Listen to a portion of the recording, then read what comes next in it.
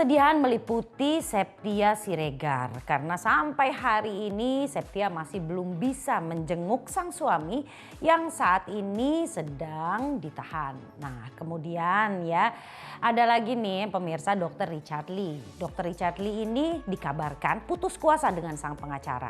Kenapa bisa begitu dan apa alasannya? Ini dia.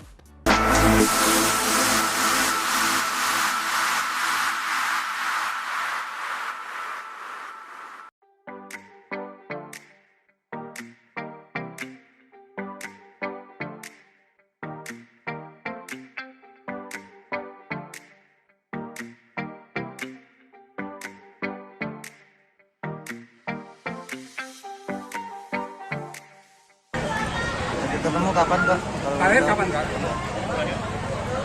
10 hari yang lebih, soalnya nggak boleh jenguk. Lebaran gimana? Kalau nggak boleh jenguk kan? Kalau nggak boleh jenguk aku nggak tahu kenapa. Kak, untuk berapa? Walaupun istrinya sendiri, maksudnya orang terdekatnya tetap tidak boleh. Ada kan kata istrinya ya? Kak, Tapi nanya ya kenapa sih alasannya sebenarnya? Aku nggak tahu kenapa, yang paling waktu itu nggak boleh dijenguk. Sampai kapan dari Ini mungkin udah hari ke-11 kali. merasa kalau perkembangan kasusnya apa? Iya. Bang Putra Lagi gitu kan. tulang punggung, Bang Putra pemimpin keluarga, Bang Putra pemimpin perusahaannya nggak ada.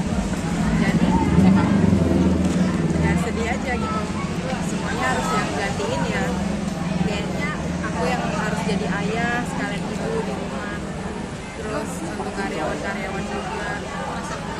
Karena udah lebaran kita nggak sama keluarga, semuanya udah diambil gitu. Ya udah sih, tapi kata Bang Putra tetap ikhlas. Kalau kamu ikhlas ya kita jalanin aja deh, kalau ikhlas yang paling penting. Sama cinta.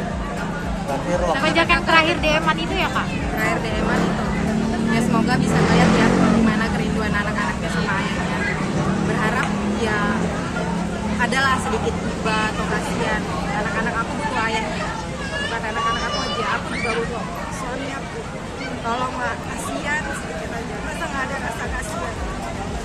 Kalau masalah anak mungkin itu sedih banget. Kalau aku sendiri mungkin aku bisa ngerti, tapi kalau udah ngomongin anak aku nggak bisa.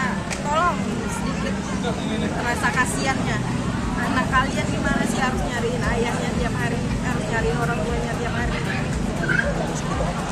Semoga ya dengan mereka melihat kebuka hatinya gitu. Nggak tahu lagi kalau memang nggak kebuka hatinya gimana. Dan jika sebenarnya aku udah malas, udah mau bahas apapun, aku nggak. Ya udah, kalau hidupnya gitu ya udah jalanin aja. Karena aku nggak bisa ngatur hidup orang ya. Dia punya kehidupan sendiri, aku kehidupan aku. Kak, ada pesan untuk Cika nggak? Apapun lagi lah ya kecewa karena suami aku berarti masih lama di sana. Semakin dia mundur, suami aku bakal semakin lama. Kenapa sih dia udah sering banget dipanggil, tapi selalu nunda minggu depannya, nunda lagi minggu depannya. Jadi suami aku diperlama. Merasa dipermainkan Kak. Ya sangat-sangat merasa dipermainkan. Ya di situ juga mungkin karena aku belain temennya, aku merasa kayak dia nggak pantas gitu. Jadi aku kayak benar-benar merasa kehilangan, dan yang paling terpukul ya anak-anak aku. Nggak pernah bisa sama ayah. Kan kita udah lebaran, cobalah untuk saling memaafkan, saling peduli, saling memanusiakan manusia.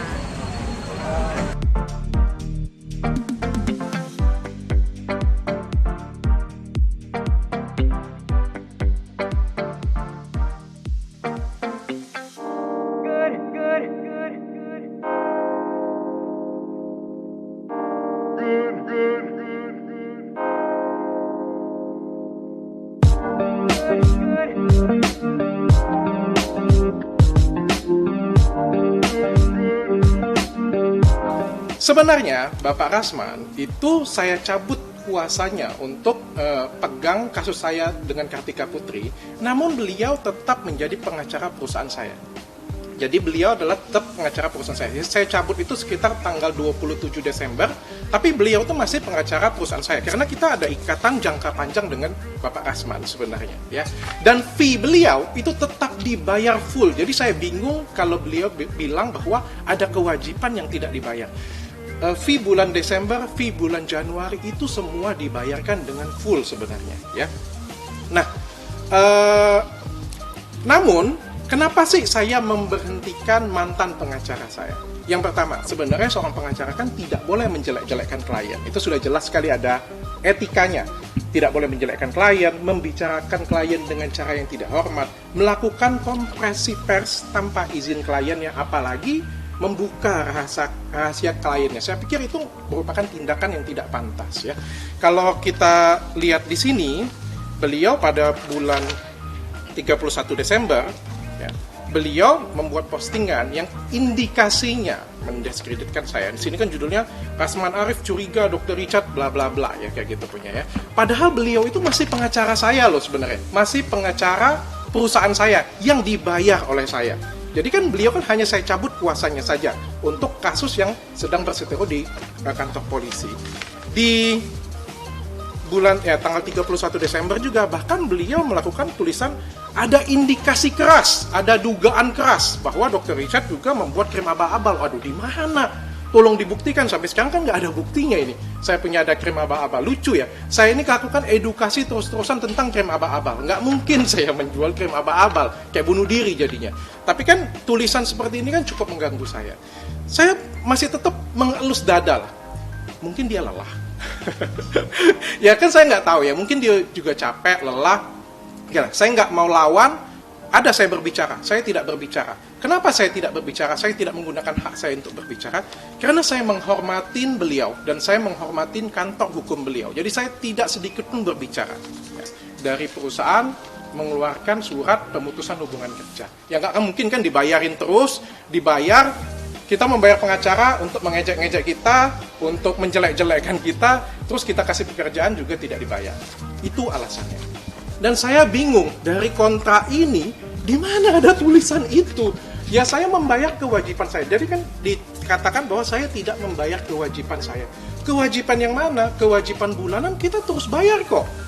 Kewajiban bulanan saya terus bayar. Namun kewajiban beliau sudah dikerjakan atau tidak, seperti itu. Ya, jadi kita nggak ada yang semena-mena sebenarnya, dan kita semuanya itu bersurat semuanya. Bulan Februari kemarin kita sudah selesai, karena kita sudah mengirimkan surat 2 kali, namun tidak digubris, pekerjaan juga tidak dilakukan, sehingga akhirnya kita melakukan pemutusan hubungan kerja.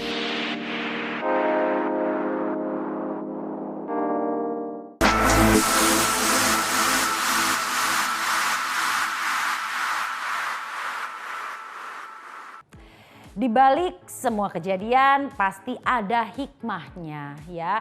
Bersabar, berdoa itu kuncinya. Ini juga mungkin cermin untuk Anda yang lain pemirsa yang sedang mengalami badai besar dalam hidup Anda ya.